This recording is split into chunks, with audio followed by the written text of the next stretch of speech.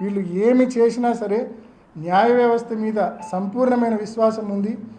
ఆ వ్యవస్థ మీద ఉన్న విశ్వాసంతో చెప్తా ఉన్నా, తప్పకుండా 100% ఎటువంటిది ఈ కేసులో పసే లేదు. ఇందాక నేను చెప్పిన హియర్స్ ఎవిడెన్స్ కావచ్చు, నేను చెప్పిన గూగుల్ టేక్అవుట్ కావచ్చు, అదేవిధంగా వాట్సాప్ టైం స్టాంప్స్ కావచ్చు, మీకు వివరంగా ఎక్స్ప్లెయిన్ చేసిన ఎటువంటి పసలేని విమర్శలు, అంత assumptive, presumptive, creative, no facts.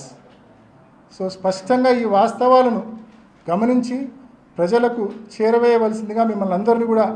బయట వాళ్ళకి ఇదంతా వినడానికి బాగా ఉంటుంది, కానీ పులివెందుల ప్రజలకు చాలా బాగా తెలుసు ఏమి జరిగింది, ఎట్లా జరిగింది.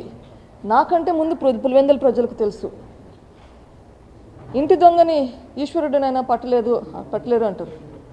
సో నాకు టైం పట్టింది, కానీ పులివెందుల ప్రజలకి ఇది ఎట్లా జరిగింది, ఎవరు దీని వెనకాల ఉన్నారని చెప్పి ముందు నుంచే తెలుసు. ఓకే, సో అట్లా మాయ మాటలు. అవినాష్ రెడ్డి గారికి చాలా ఆయన చూస్తే ఈయన అరటిపండు తోలు ఒలిసి పెట్టాలా అనిపించే రకమైన మనిషి.